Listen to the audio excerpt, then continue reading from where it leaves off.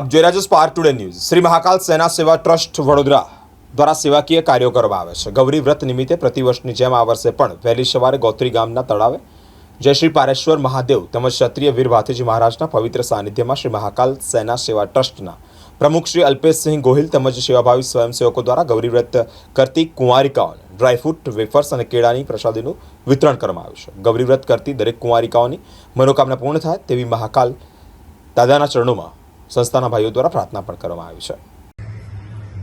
જય માતાજી, જય સિયારામ, જય શ્રી મહાકાલ।